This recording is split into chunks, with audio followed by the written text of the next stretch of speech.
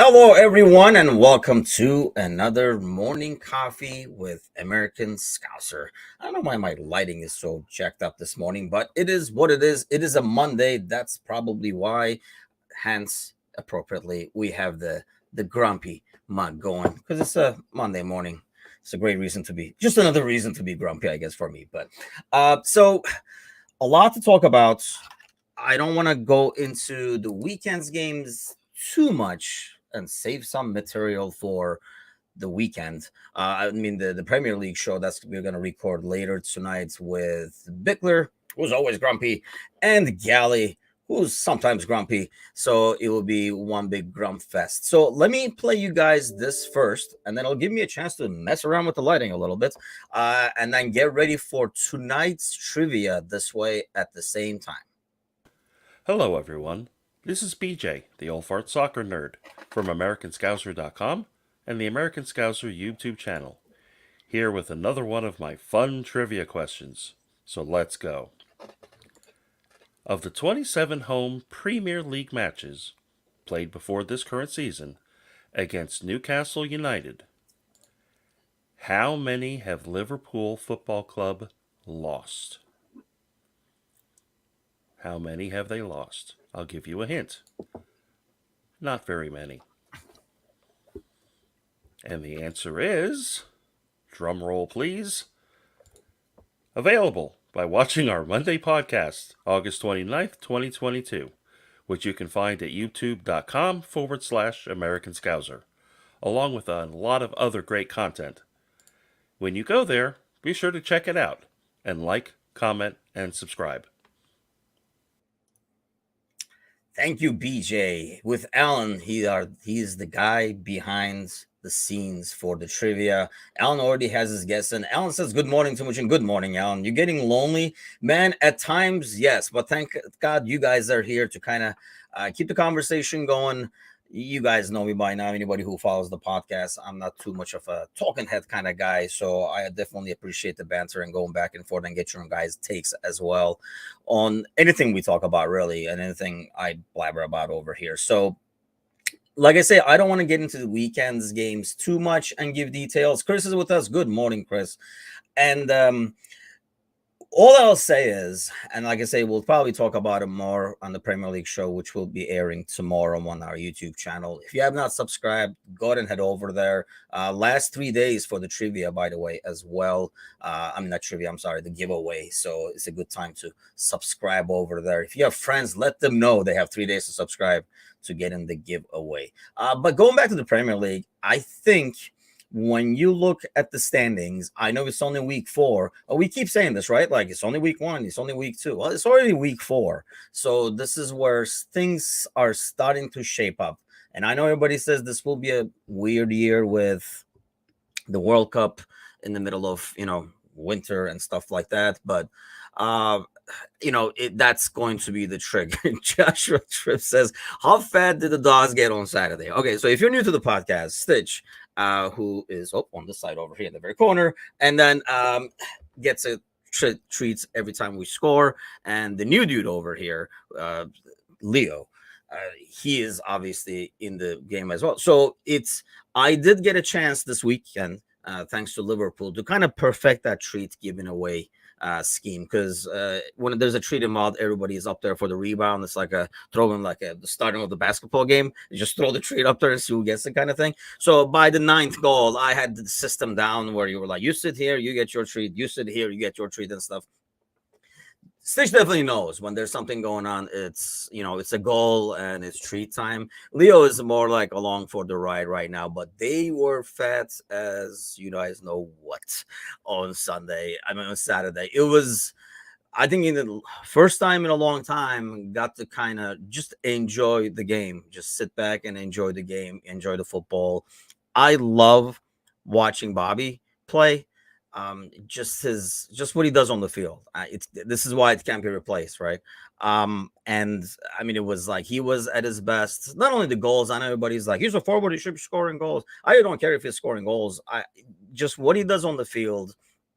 There's a moment where like Elliott is running down the left, and Bobby's involved in that play, and you knew Bobby was going to do some kind of a trick thing. And I know the people who are playing him know that too. Like he's going to do a heel, he's going to do a flick or something like that to put it in front of Elliott's like running lane again, which Elliott got like a good shot off of it.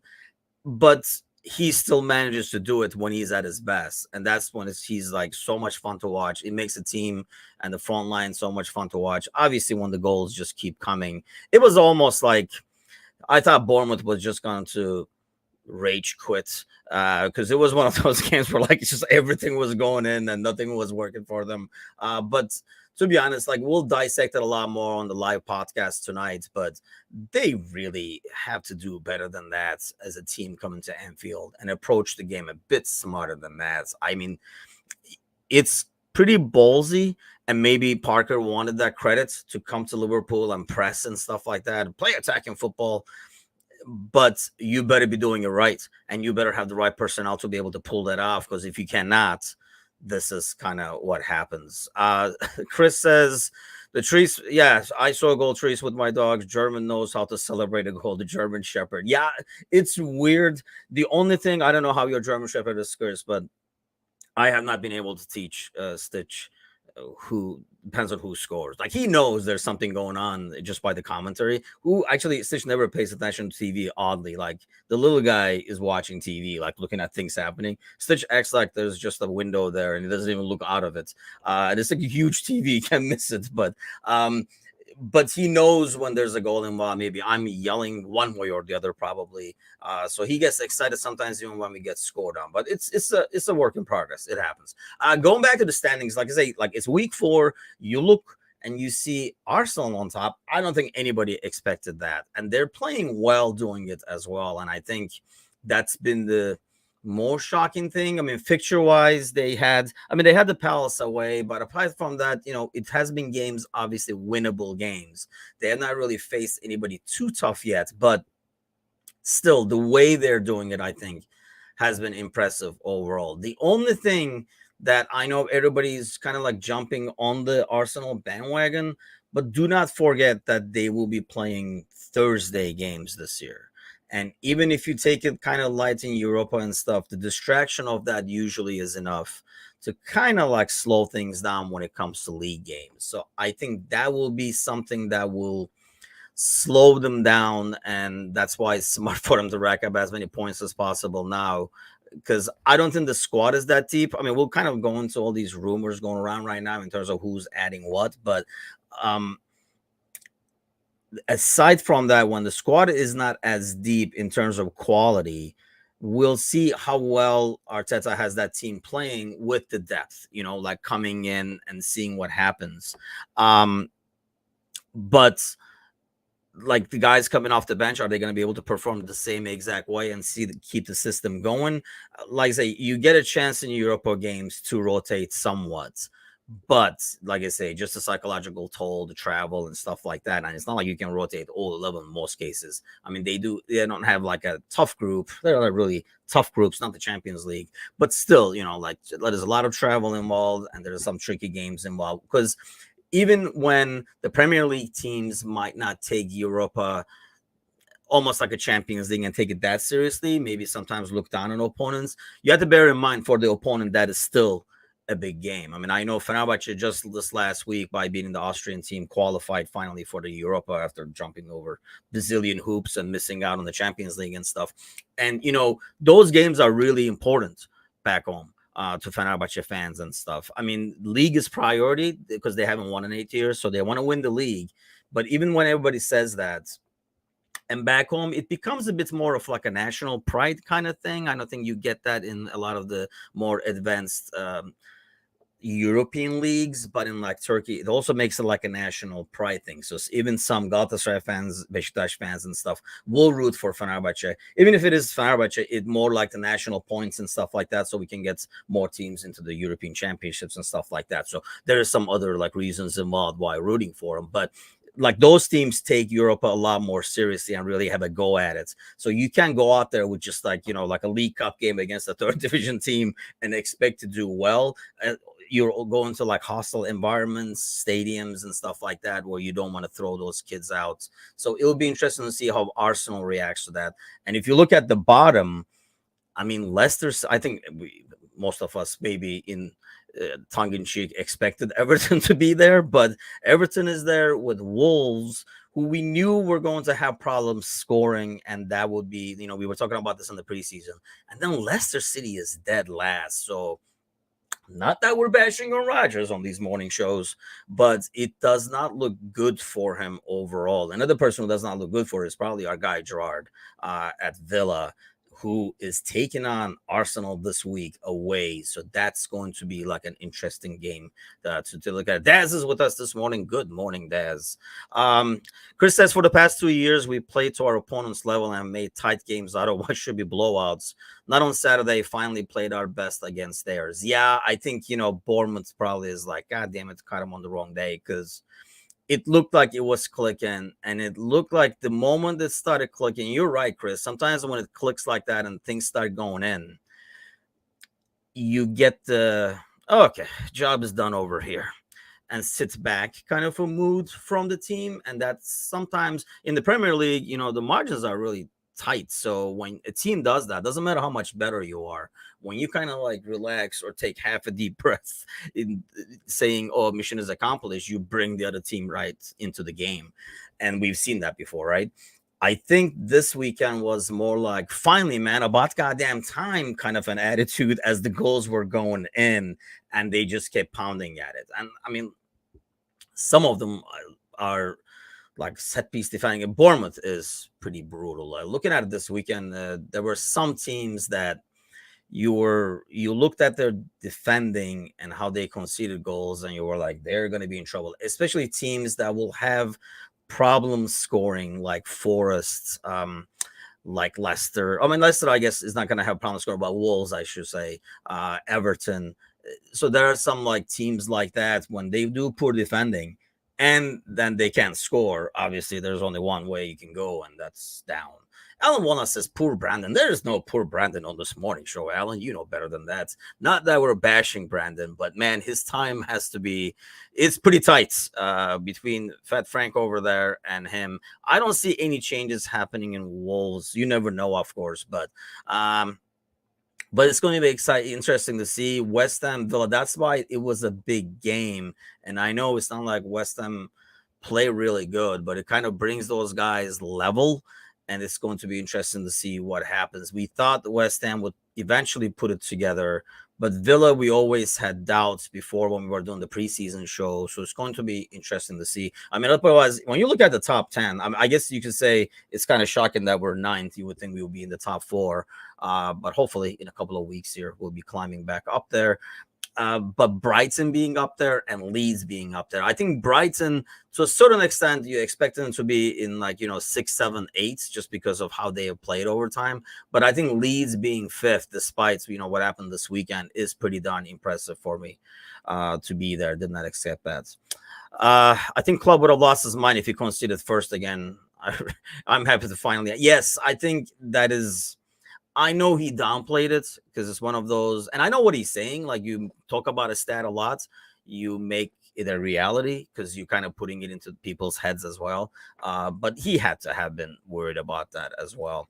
Happy for Elliot getting his goal. He was in tears after the goal, which seemed odd until he made it known his Nam passed away early in the week. Yeah, you know what? That's funny because when I was watching the game, I saw like a teary eye when he got up, but I sweat profusely as well when I play. And I thought it was just like sweat, like, like all over his face and happened to be right there kind of deal. But you saw his Instagram post afterwards and stuff like that. Yeah, I mean, great goal, a great finish, by the way. It's not like just like a lucky tap in or something like that. A great finish. And he played really well. And it was more of the, I don't know if we solved issues. It's one of those games, man. I don't want to be like, okay, we turned the corner. I hope mentally we have hopefully turned the corner, and we'll see what happens on Wednesday. I think that's why Wednesday's game became a bit more important to see if we are on a roll now. But it was good to see that triangle on the right-hand side working well again with Elliott, Mo, and Trent, because in the previous games, I think you saw them almost like Elliott on top of Mo, and then Trent would be inside, so there's nobody behind. It just was not working very well. So seeing that right hand side work well was good. And I think Bobby has brought up a lot of questions now, as we're one game away from Nunez coming back. And I mean, we obviously all want to see him in there, but I think this game showed again to people like Gally, who I always give crap about Bobby about. But in terms of what he can bring, and it can't be replaced, and it's a huge part of that offense and how people work. Another thing I was happy to see is Diaz being good in the air. In 2 goals, 2 headers. I mean, the first one, that is a good header. The first one, like the second one, the corner kick is getting the pace. You're just kind of like redirecting it. But the first one, I mean, that's a proper header where the ball is more like lofted in the box. So all the power is coming from the player generating it. And sending it to the perfect corner as well. I'm glad that stayed and it wasn't like an offside afterwards, just because it was a great goal. Potter as manager is shocking that a larger club hasn't picked him up yet. Yeah, I sense some sarcasm in there. On this, you're talking about probably the Brighton. I think here's another thing. I want to see that. I think I really like their brand of football and how they play. They're like a really fun team to watch. If you turn on games, like especially on the Saturday and Sunday when there are like multiple games on time, I do find myself picking Brighton game over the other ones just because I enjoy their football a lot more and they're more fun to watch. It's more like positive, I guess I should say, because there were some dreadful games this weekend. Speaking of dreadful games, I happened to watch some Major League Soccer this weekend as well. There were some dreadful games over there as well. It was just like, oh my God. Even goal games where there's a lot of goals. Sometimes in Major League Soccer, and this is the problem that I've always talked about in the past. When you watch Premier League in the morning, and then in the afternoon, you turn on like a Major League Soccer game, you're like, dude, what the hell? It's almost should be the other way around, ideally, so that it's like an appetizer and then you get the real deal, because it was very poor in some of the games I watch. You see some beautiful play. I mean, it's still the game, it's still a beautiful game. So there's still things to watch, but the quality overall was poor. And you see some players like and let's face it, that's probably why I only kept it on. I wanted to see what the hell Bale was doing, and I still don't know what the hell he was doing because he wasn't doing a whole lot. At least when I was watching, he was just kind of like running around. He probably runs more actually on a golf course than he ran around on the field. But yeah, some brutal games over the weekend. Going back to Brighton, I don't know if Potter will be able to. That will be interesting to see, right? Like if he'll be able to do that with top level players. I think it's sometimes a lot about managing personalities and how to handle some of these egos when you are at the top level.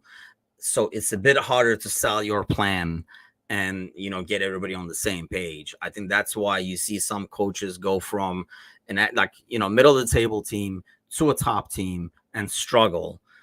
Just because they're not used to that. They're more like everybody being on the same page. A lot easier to get everybody on the same page. It's not like they're not getting everybody on the same page, but still it's a bit easier to get Gross or somebody like that on the same page, as opposed to going to like Chelsea and getting like a guy who's like world known and he just came over for 100 million and stuff like that. So we'll talk about a couple of those 100 millions before we leave today.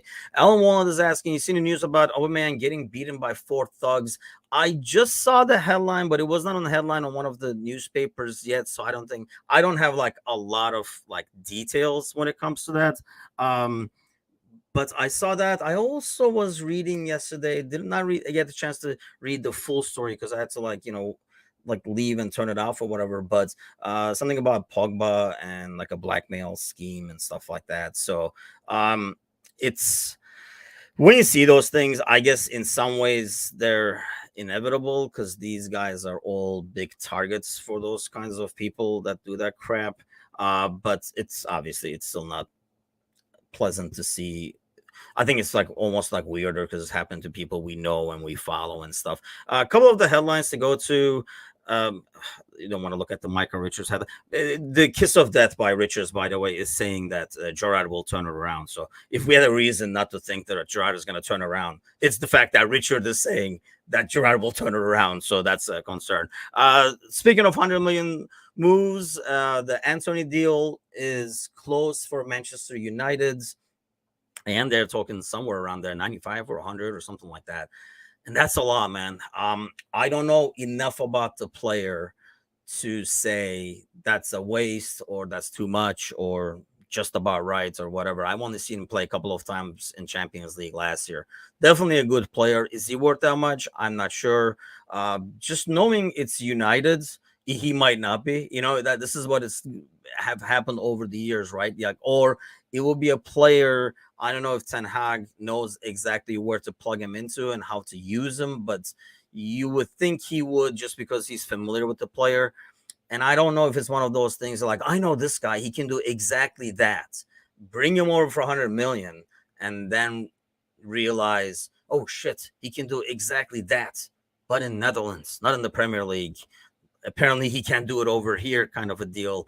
I don't know if that's going to happen. Like I say, don't know enough about the player to judge it one way or the other, but it's definitely a lot of money. I mean, whenever you spend that much money, it's a big risk in two ways. One, you don't know if they're going to adjust to the Premier League and all that kind of stuff. Aside from the player, just adjust, even if he came for like peanuts, right? If it was like, he just showed up for $1 million and then he's out there, it's just a matter of adjusting. And then when you put that price tag on somebody, I mean, we've seen this with Nunez, and he's kind of like verbally admitted that it is a lot of additional pressure because of the price tag. We've seen it with Maguire over there. It's rare not to see it with a player like Van Dijk. I mean, I've heard him admit it, but his personality, the way he carries himself, is different. So it depends on the player in terms of being able to handle the additional pressure of the money that's behind your incoming. You know what I mean? You're just showing up to practice, and instead of everybody saying, "Oh, there's that Anthony guy from Ajax," everybody's like, "Hey, there's that asshole that costs 100 million," and see what he does. They're like, "Let's see what you got. That's 100 million." So every time the guy has the ball, I think the fans and everything, it will be optimistic and positive in the beginning. But a player like that, when they do not perform well, obviously it goes a lot worse, a lot faster, just because. Um, Chris Scott says, "Can you guys imagine Casemiro in practice today? Used to link him with Modric and Kroos. Now he's playing with McFred." That's going to be interesting. I think United pulling that win this weekend bodes well for them. They squeaked it in, but they are bringing these reinforcements. Will it help? God knows. I still think that Martinez, dude, I haven't watched him again this weekend, is not a good center back. Definitely not worth the price tag. He's going to get physically abused. I mean, when we had the Van Dijk Gomez thing going, right, in that year, where they were the top two center backs, I mean, every team started a big center back and put him on Gomez. Knowing they're not going to put him on Van Dijk, they put him on Gomez, like a guy like Antonio, a guy like Lukaku, and stuff like that. And that's how they attacked us. And I feel like, and Gomez battled, and he had the speed sometimes to recover, even if he didn't win it and stuff like that. But I mean, if I'm playing as United, that's what I'm doing. I'm telling my big guy, I'm like, go find Martinez and hover above him, and then we'll get you the ball, because he's not going to win a header over you. It's not even a guy like, sometimes you have guys who are small. My grandfather, may rest in peace, is actually well known for that, because obviously as a family we're pretty tiny, but being great at getting headers. Like Sadio, when he was here, for example, was known for that. If you look at Thiago, he wins a lot of headers just because he knows how to jump at those balls. Even if he does not win the header, he does not lose the header, which is half the battle, so that the other person can direct it the way they want. But Martinez doesn't come across like that kind of guy either. So I don't know. More power to them. Another big signing, high dollar signing that should be happening supposedly this week is Fofana, who is kind of like with the U team or something like that. I think Leicester, while he's just waiting for a move. I mean, honestly, the guy is probably, I guess you can look at it both ways, right? If it was out there, Leicester City would not be in the situation they're in. But at the same time, he's probably looking at the situation Leicester City is in, and he's like, I gotta get out of here. So I understand that. I would hate it as a team, as a fan, I should say, of Leicester City when somebody does that, especially as my team is struggling. It's one thing to do it while your team is, you know, above water, doing well. And then, like, oh man, it would be great if he was in there on top of this kind of a deal. But when your team is like kind of in the shitter, dead last in the league, clearly struggling, especially defensively, and one of your best defenders is pulling that, I don't know, it's kind of like a hard pill to swallow. So I think Leicester City is basically trying to get as much as they can. Ajax did the same thing with United, knowing they were desperate. They're like 85, 90, I don't know. And then, the price keep going up. So uh, Leicester City is pretty much doing the same thing and trying to get as much as they can. But I think that will be a done deal, and he would head over to Chelsea. It's really for the benefit of all involved, including Leicester City. I know we've seen players like this come back and play, but I don't know, man. I know these guys are all pros and they try to do it like, like you handle your business your way, blah, blah, blah, and stuff. But at the end, behind the scenes, you have to think, man, you should have done this in summer if you were going to pull this shit. If you're here, you should be out there, especially if you're center back, looking at the center back next to you and Evans, and you were like, God damn it, this could have been Fofana or something. Yeah, obviously, it makes like a huge difference. Real quick, there's a lot of rumors. The good news, people, and I do have good news this morning, aside from the weekend's good news, is we got 3 days more of the shit. Afterwards, this is going to be over. So till the World Cup starts, hopefully we will not see as many rumors. You will get rumors end of this week saying like, oh, they talked, they couldn't finish it. It's going to happen in January, but hopefully that will die down so we can kind of focus on the play on the field and support the team that's actually hitting the field instead of, doing all these fantasy or FIFA Ultimate Team lineups. A couple of rumors. Zaha, shocking. Zaha's involved in like moving here and there and everywhere, anywhere from like Chelsea. I've seen Arsenal. It's just like all of it. It depends on which paper you look at and which way the wind was blowing at the time is what the writer writes. I don't even know if there's any truth to it. Arsenal going over Neto, and Zaha is actually the backup plan for Pedro Neto from Wolves, which, man, Wolves better be careful selling yet another guy who can. It's a team already struggling for goals. And I know Neto is not the best finisher, but he's a creator and he's like a hard worker on that wing. Actually, before we got Jota, I was more eyeing Neto from Wolves. But Jota is a better presser and obviously a better finisher than Neto. But still, when your team is already struggling, last thing you probably want to do is sell more strikers. So I don't know what will happen there if Arsenal go. I saw Pepe has left Arsenal this morning, a guy that we were really rumored to get. And it's always hard to say now, like, oh, I'm glad we didn't get him, because you don't know if we were really after him, he would have maybe fit the team a lot better and performed a lot better. I get the same with Timo Werner. I really think he would have thrived in that system. But, when they go to a different team, a different system, their performance there, I don't know if you can say, oh, he would have done the same if he was over here. That's kind of like a hard one to gauge. Okay, so this one right here has to be made up, right? It's like from Football Insider that Chelsea have offered Everton Broha, who's only like 20 years old, Conor Gallagher, who's only 22, mind you. And I know you saw the red card and everything like that, but I mean, we saw what he did in Crystal Palace last year, and 25 million pounds in return for Anthony Gordon. I mean, if that's the case, Fat Frank should be running there in his joggers to get that deal done, because it solves a huge problem in their attack by bringing Broha, who has shown he can do it in the Premier League. I think Gallagher is an excellent player. I would not mind having him, for example, for the midfield depth. And but that has to be way over. I mean, Anthony Gordon is good, but unless you want an actor who's gonna die, why the hell would you give that much? Because you got to figure, like, especially Gallagher has to be worth a lot of money, just because of the the whole English deal. And Burrow is like a very promising striker that I would think a lot, unless like the Burrow is like on loan or something like that. Like these two guys are on loan to save you guys out of relegation kind of a deal. But I'm calling BS on that one. There's a lot, and that was the least BS out of all the ones I saw. So it'll be interesting to see what happens. 3 more days of this. There'll be a lot of talk about, midfielders linked with Nunez was the name, for example. Neves, I'm sorry, was the name thrown around this weekend, who scored a beautiful goal. Um, Chris Scott says, what is that part of Frank's severance package? Gallagher, I exactly think the same thing. Gallagher has to be worth more than Gordon. So why they would give up the farm to get Gordon, that has to be a BS news. But it's out there, so enjoy. And there'll be a lot more about Liverpool and midfielders. We'll probably be touching up on them throughout the week in the mornings over here. Thank you all for joining me this morning. Let's see what happens today. It is Monday, but we're almost there to another game day against Newcastle in 2 days. Sometimes these weekday games are good, sometimes they're bad.